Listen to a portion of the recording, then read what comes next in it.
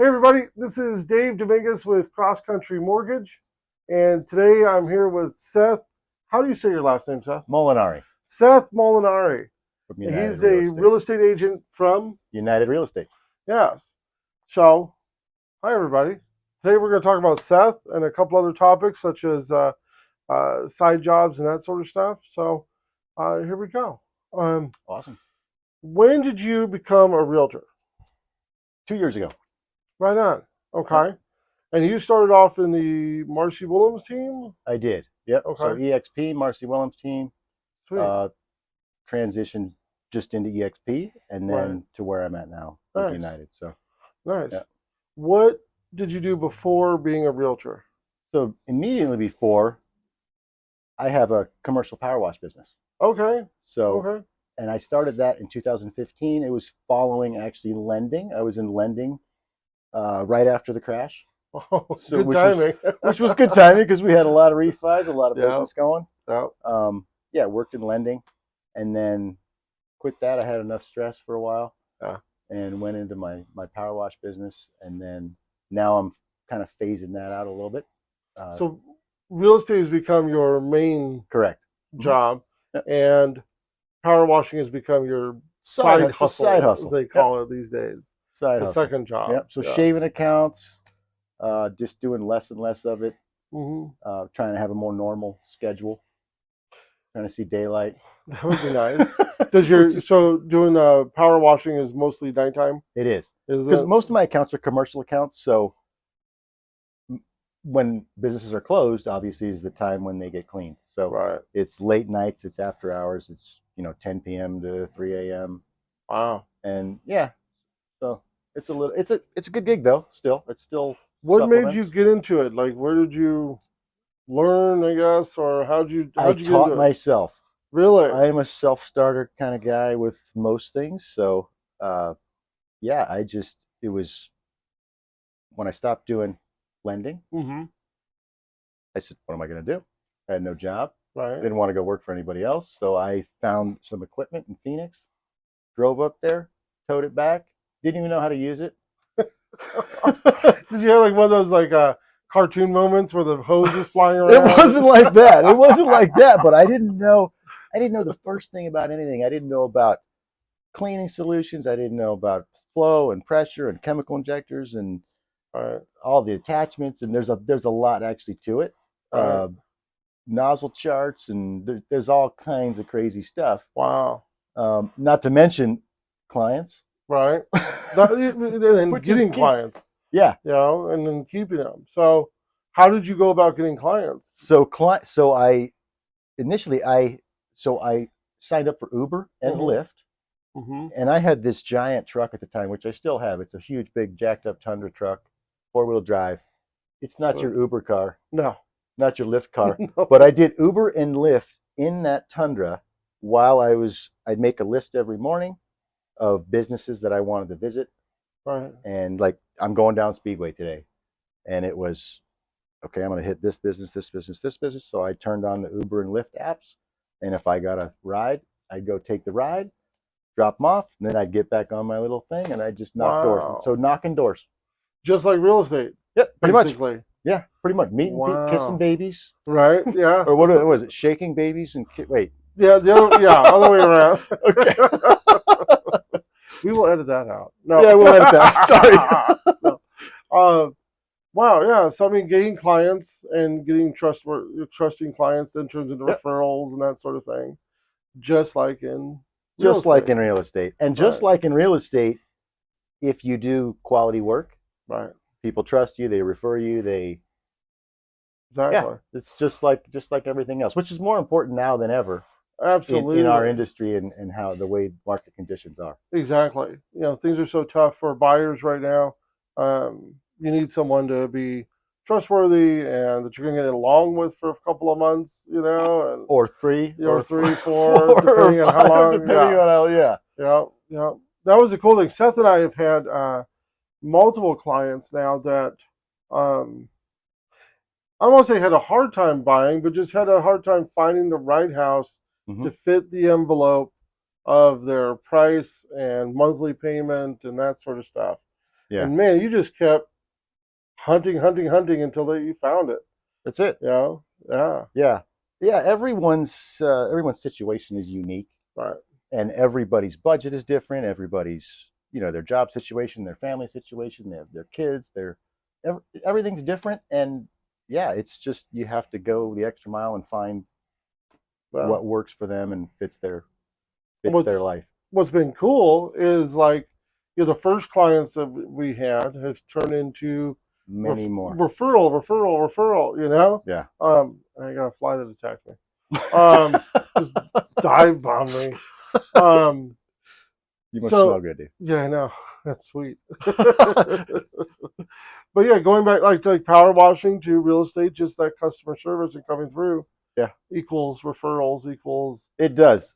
Having a cold call for a living. It does, and if you get I know we have phone conversations outside of this, obviously, and we talk all the time about going the extra mile for people, customer service, right. and it's more, it's not like I always mention just kind of my motto or my approach to things, or even to real estate, to power, whatever it is, right. is just giving them something even outside of real estate. It's right. It just helping people through life, and that's. Well, it's picking up the dogs when there's a home inspection. It's true. When there's showings, home inspection, right? You name it. It's I've had I had a. Dave's referring to a recent listing that I had where I took the dogs out for rides around Tucson. I don't know how many times, Dave. Yeah. But it was fun. The dogs love me now. Yeah, see? I'm like family. Like, where are we going, Seth? Where are we going? Yeah. Yep. I have a fly that's bugging the crap out of me. That's hilarious. We'll edit that out. Yeah, hopefully. Or Photoshop a giant fly coming in or something. But yeah. Sorry. So hobbies. You're a hunter. I am, yeah. I'm an outdoorsy kind of guy. Hunt this fly. There. I don't know where he went. All right. What do you hunt primarily? So I hunt deer mostly. Right on. But whatever. So Arizona's unique in that most things there's a lottery process. Really? Okay. Yeah. So you have to apply certain times of the year for different species. So there's elk, there's antelope, there's deer, there's turkeys. I actually drew a turkey tag next spring, which I'm excited about. That's cool. Yeah, so I get to go up there, get up early, chase turkeys around, and then go fishing, which I also like to do. Right on. So now, when you go hunting, you're using rifle or spear. What do you? Slingshot. Oh, sweet. It depends. Depends on the season. So there's general hunts. General hunts are typically rifle hunts. Okay. Or the Arizona Game and Fish has. There's restrictions on the type of weapon that you can use. Right. Sure. Yeah. So, but I archery hunt also. Oh, really? Yeah. Oh, cool. So December, January is kind of the archery time. I'm not very good at it, but I like to go. It's more like I run around with a backpack and eat smashed sandwiches. Sweet. Where do you go? Or does it, depending on the animal, is that the area of Arizona you go to? So even that, so with the application and the draw process, you get a permit, and the permit is specific to a geographic area. Okay. Yeah, so you have to go within that area. Sweet. Yep. Wow. So. See, I've never been hunting. I'd like to go hunting. I like to shoot guns and stuff. And I've been target practicing, that sort of stuff. Mm-hmm. So I'd like to hunt. But I think if I killed a deer, I wouldn't want to do anything after that. I would have no idea what to do. You got it. YouTube. Okay. YouTube. You just YouTube. You learn how to do YouTube everything. Yeah. No, I think it'd be a lot of fun. There's some preparation, and so I also do some here and there some volunteer work with kids. Oh, cool. And their parents. So sometimes we meet, and just over time, I've been an outdoor since I was a kid. Yeah. Doing outdoor type of things, and with my dad and my brothers, and that's how I learned. Right. But we've had multiple families just approach us, myself and my brother, and just out there. Well, it's like dads with a son or a daughter that wants to hunt, but they don't really know how to do it or what to do. That would be me. Yeah. Yeah. So we've taken them out and we kind of mentor them and show them how to find things and how to look for sign and how to look for track. Wow. Yeah, so it's pretty cool. There's actually a youth camp that is coming up here in Thanksgiving down towards Sassavie, Right on. and that's one of the things that when I have time I do. That's cool, man. Yeah. And then we Cool. do some veteran stuff too up north. It's actually turkey hunting and Oh, up really? north for veterans, and same scenario. It's veterans that if maybe they lost a limb or something like that, Maybe a little and help. but they still their kids. They want to have their kids involved in the outdoor industry, Right. so they we volunteer and help them that way. So That's awesome. yeah, so it's cool. Right on. Cool, man. Yeah. Cool. So back to real estate, this whole thing. We've had a crazy couple of years now. Mm-hmm. What do you see happening in 24? Just your prediction. Whew. It's a loaded question. Huh? That's a loaded question because it's funny. I look at market stats all the time. Yeah. Look at average. I think I looked. Was it yesterday, day before? We got 2.4 months of inventory roughly. Still not a balanced market, so you No. call it a seller's market, but it's almost balanced because of buyers' need for sellers to maybe give them a little bit of concessions to help buy down the rate because of where rates are. And I don't see, inflation. You go to the grocery store, you go to a restaurant, you go anywhere, the cost of everything is crazy. Right. It's, and of course, Lighthouse, for example, is a down payment assistance program that just came back. The funds are going to be gone. Yeah, big announcement real quick.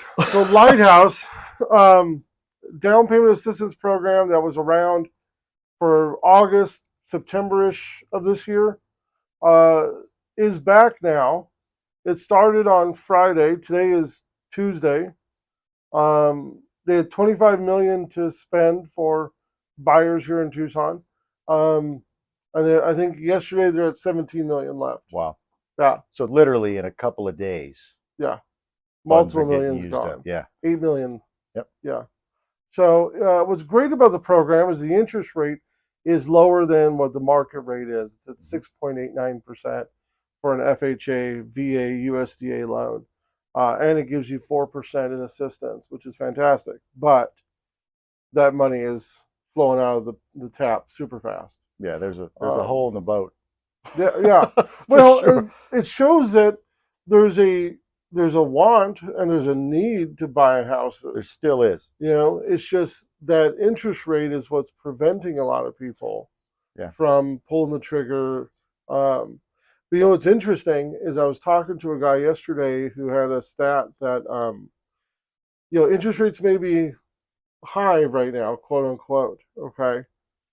But for every 1% that the rate goes down, you can expect home prices to go up by 5%. So it's, do you buy now or do you wait? You're damned if you do, damned if you don't.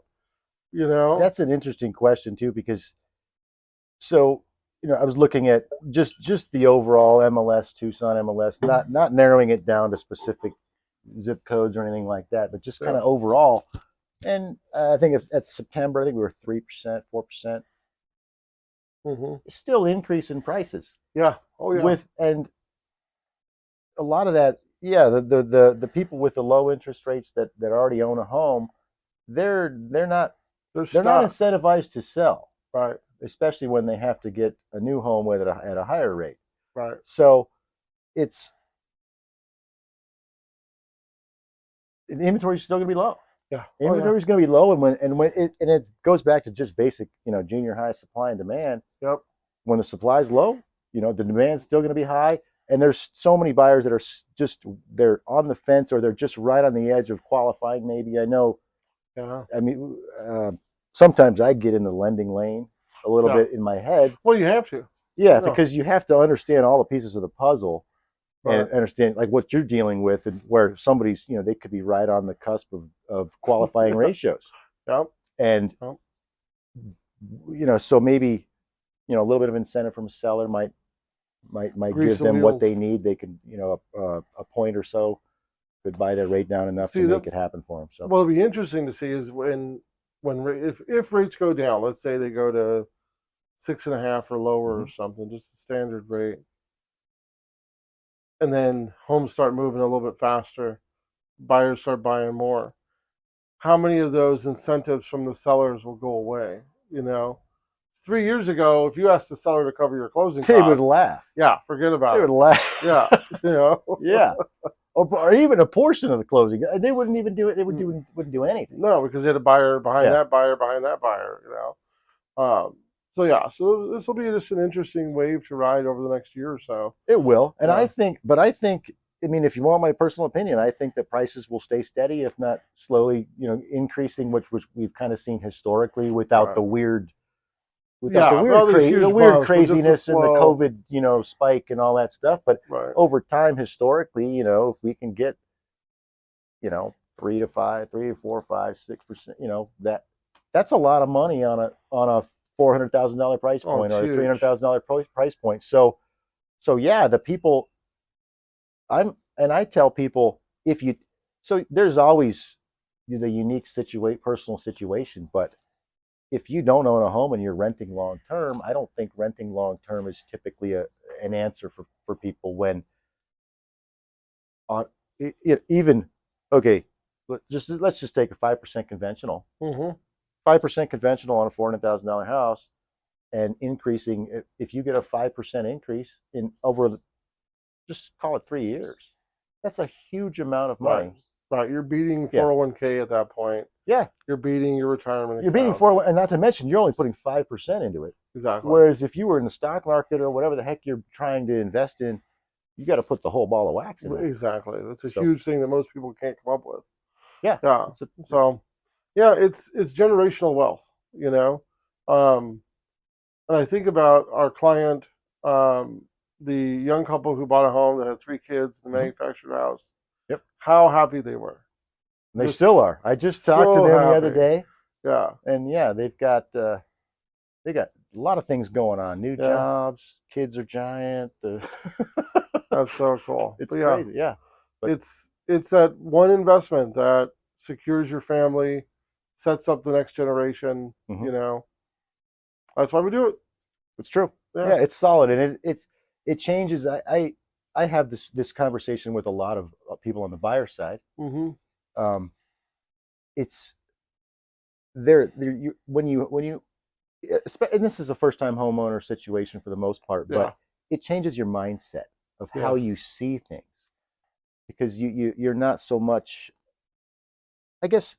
And I try to think back when I was renting, and you almost kind of feel like a little bit of a nomad, a little bit. Yes. Some people are pretty stable; they stay in one place for a long time, that sort of thing. But when you own a home, you think about things differently. You think about long term home maintenance. You think about you think just longer term, and it's you think about taxes differently. You think about all kinds of things.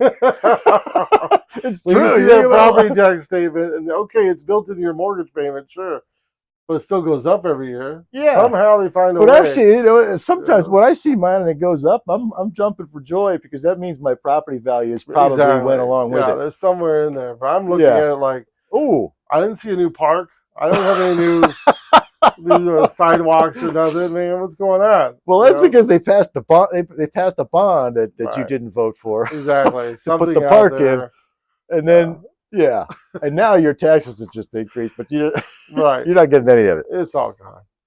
Right. Oh, whatever. And that's a whole other thing of what would, to go back to your original question, which I sidestepped 10 minutes ago. Right. Which is what's going to happen next year. I don't have a crystal ball, but there's a lot of stuff going on in the world. Right. There's a lot of different peripheral things happening that could affect a lot of things. Could affect energy. It could affect. Right. Yeah. I mean, we've got a couple of wars going on that are making most news. There's multiple other wars and stuff, but 2 big ones going on right now that affect our pocketbook in inflation and fuel prices and stuff. Yep. Food supply. There's all kinds globally, of things. It's wild. And what's wild is explaining that to buyers that all of this stuff that's going on affects their interest rate, affects how much home they can buy, Mm-hmm. You know, where they're going to live, where their kids are going to go to school. Mm-hmm. The stuff that is just sometimes just background noise on the news while you're Right. making dinner affects It's crazy. your And then house. the news. I mean, speaking of the news, a lot of the times the news, it's such a love-hate thing, because, and more of a hate than love, I guess, because every market is different. Right. But the news pretty much, sometimes encompasses everything, and Right. it's all doom and gloom, because nobody wants to watch the rainbows and Well, especially in our world, and it's always behind. Yeah. The news that's reported about, maybe interest rates going up Mm-hmm. is 3 days old. Yeah. And then home prices booming. Well, maybe not for every community. Mm-hmm. It's such a general, huge paintbrush that they're using. But I think it just plants seeds of kind of uncertainty for people. Oh yeah. And yeah, I get it. But that's why you have to talk to local dudes. Yeah. Guys on the streets who know what's going on in the community that you want to buy, mm-hmm. Or in the neighborhood that you want to buy. That's where call Seth, call Dave, and we'll tell you what's going on here. Right. And then even, the loan programs, and we've talked, I get your emails, I watch your Instagram stuff, I watch, Mm-hmm. there's so many pieces to the puzzle, and like so many loan programs that you have available that you never know which one's going to fit. Sometimes it's too many. Yeah. You almost have to pick. You almost have to pick one. But you can pick the best option. I heard from a couple that wanted to know what's the best loan program for us. We could use our VA. We're first time home buyers. We inherited a house that we could sell. Hold on, guys. Wait. So they had like 1031 exchange, all kinds of stuff. Yeah. Oh. So I'm like, we're going to draw like a Venn diagram for this one. That's a good spot to be in, though. It's a great spot when you have all of these options, but it's also sometimes tough because, well, what if that could have been better? But that's where I come in and we whittle these things down. Yeah. Choose A or B. I appreciate. So Dave sends every Friday, he sends out a little, it's basically a little spreadsheet thing. Mm-hmm. It's, the basic loan types, different down payment options. And it's just a comparison of each one side by side. Yeah. So you can see, and you can see the best one that works for that client. Exactly. And it's current, the rates. It's basically current. Basically current. Yeah. So what stinks, man, is I put together the spreadsheet, I send it out, and then there's a reprice. Like something happens in the market. 20 minutes later? Yeah. It's like, oh man. It's like the unemployment numbers came back. Yeah, we revised our numbers. Or whatever the heck it is. Yeah. But that's what's been happening a lot this year is unemployment numbers will come out, or new job numbers will come out. And they're big news, and it's huge, and it moves the market, and interest rates either go up or down depending on that. Mm-hmm. And then a week later, it's real quiet, and it's, well, we revised the job numbers. It wasn't as rosy as we thought, or it wasn't as bad as we thought. Or whatever it is. Or earnings were not. But that doesn't move the market as big as this huge announcement, So that's been one of the things we've had to contend with this year. It was just the numbers weren't quite what we said. And then, I'm not blaming anyone. But you wonder actually what they were, actually. Right. Who knows? I mean, who knows? But we just have to believe the news. That's right. We have no choice. Just take it and believe it. You just... Well, Seth, man, shameless plug. So what is your name and phone number? Name, Seth Molinari. Phone number, 520-990-4030. Well, you're looking to sell or buy here in the Arizona area, or if you want hunting tips, or if you need something power washed, call Seth. He'll help you out, and call me for a mortgage, of course. That's right. And thanks a lot. Thank you. Have a great day.